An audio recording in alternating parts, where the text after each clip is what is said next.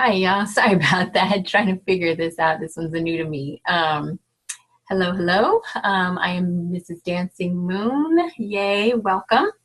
Um, I wanted to share today a little bit about my own Me Too experiences.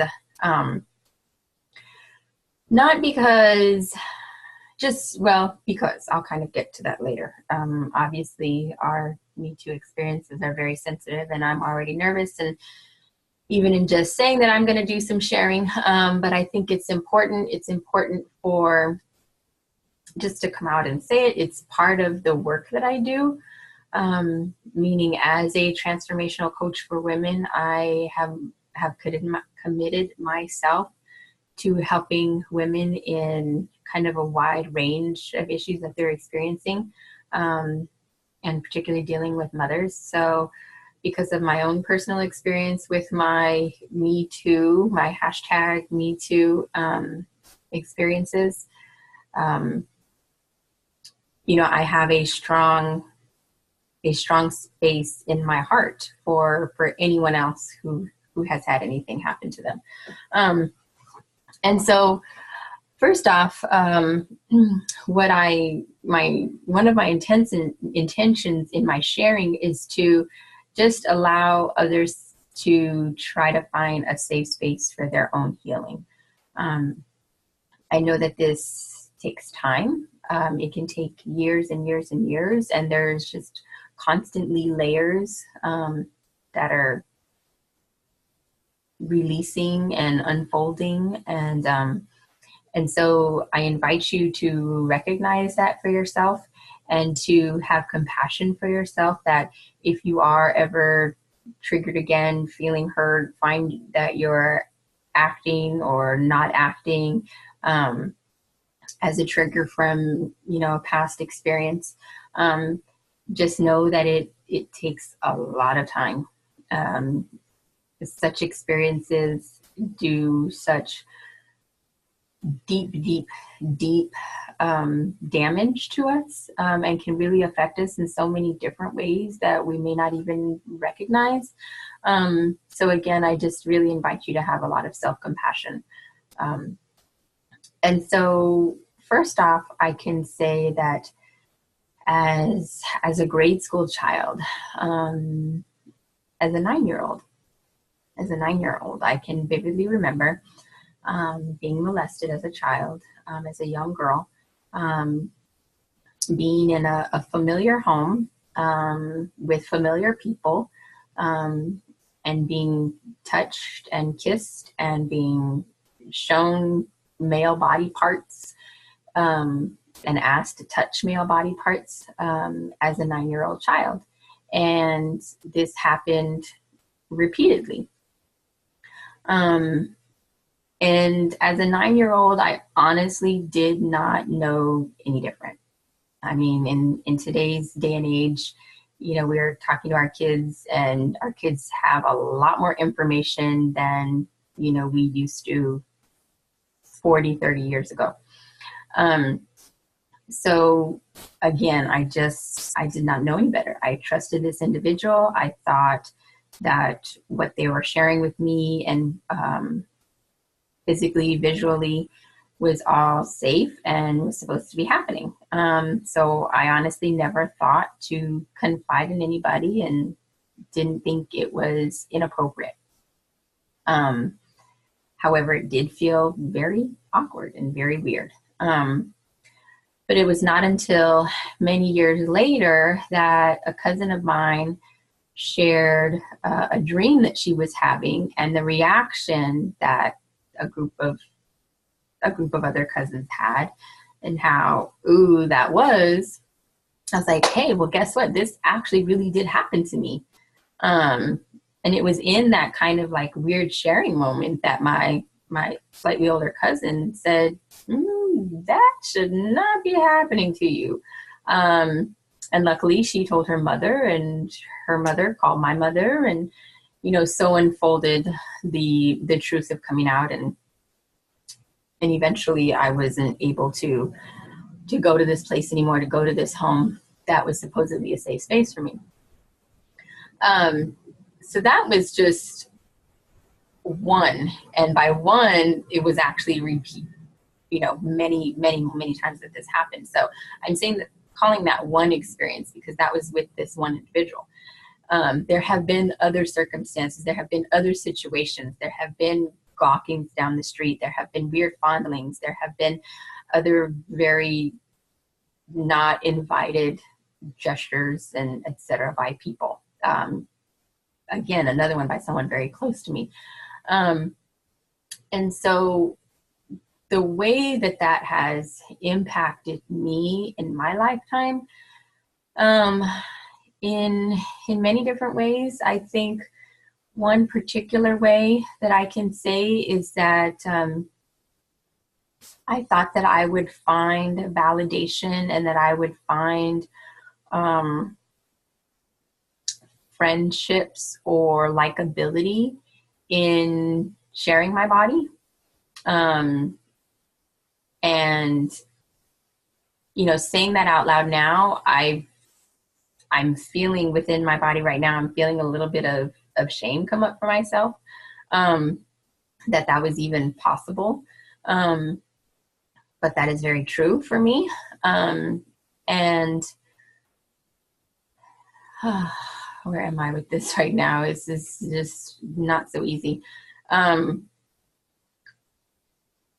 anyhow, that was one way that I thought that I could find approval and likability from people. So in my younger adult days, I shared myself. And part of it was fun. Part of it felt great and freeing. And then another part was like, you know what? It's kind of all very surface and very superficial, and just very one-sided. And so, how can I be myself 100%, and still be liked and appreciated? And how can I remove these notions and these very early teachings that I had, to learn a new way and to live a new way?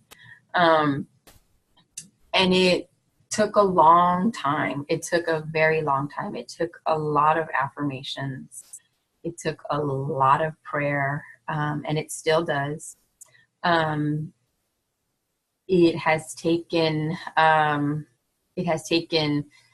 unconditional love to come into my life, my husband in particular, and my children, to show that they love me for exactly who I am, without anything more. And so I'm grateful for that. And so what I invite others to do, what I invite other women to do, is to share your stories and to circle and to connect with people that you trust and that do love you absolutely unconditionally. Maybe even if it ends up being a group of strangers, but have it be a sacred, safe space that is supposed to bring about unconditional love and space holding. I actually have an event coming up in February, which, yes, is a few months away. I believe it's February 3rd. It's a Saturday. I want to say it's February 3rd. Saturday, February 3rd at 5 o'clock in Culver City at Brazil Cultural Center. It's a sharing opportunity and a healing opportunity for women's metoo experiences. I want to just create a safe space, a safe container for other women to share what they may have experienced. As you can see, it's never easy to tell your story. My stories happened, over 30 years ago, and it's still not easy to express this. But the one particular point that has really struck home for me and that has really helped me is that my past experiences and those particular past experiences do not define me. They don't define who I am. So I get to create exactly who I am. I get to establish every day, moment to moment, who I am. I get to live from the space that I desire. So what has happened to me is in the past. How I desire to move forward is, it's definitely impacted by the past. It's actually helped clarify for me how I desire to live and how I desire to show up and how I desire to parent and all of that. But at the same time, I don't have to live, excuse me, from a negative space. I don't have to live from a space of victimization, from a space of someone who is just absolutely totally hurt. Because you may know the expression, hurt people hurt people. And I have seen myself be that person. And I don't desire to be that. I really don't. So again, I'm inviting publicly, this is an open community. It's a donation-based opportunity for us to come together just to be heard, to be held by other women, knowing that we are not alone, knowing that we can move through this, we can heal day by day, moment by moment from these situations.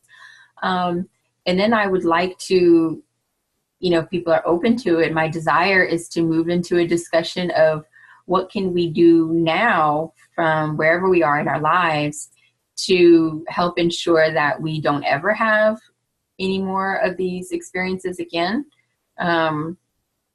or how can we prevent maybe I have a daughter, so maybe how can I prevent my daughter from having any kind of experiences herself, or maybe we have other younger sisters and cousins and nieces and etc.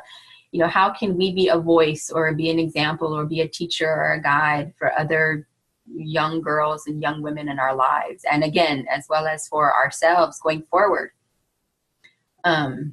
What do we need, and how can we anchor in our own power? How can we find our voice to speak out should anything ever come up again? How can we speak out in those moments and say, absolutely not, this is not okay? Or how can we move away physically as well? So thank you for listening. This has been a really tough video to make, but I really thank you for taking the time to listen. And if you know anybody who might be in the area early February, who this might be a great experience for, this circle, I invite you to share. And of course, you all are welcome to join as well. So thank you so much, ladies. Much love and healing to all of us. Have a beautiful day.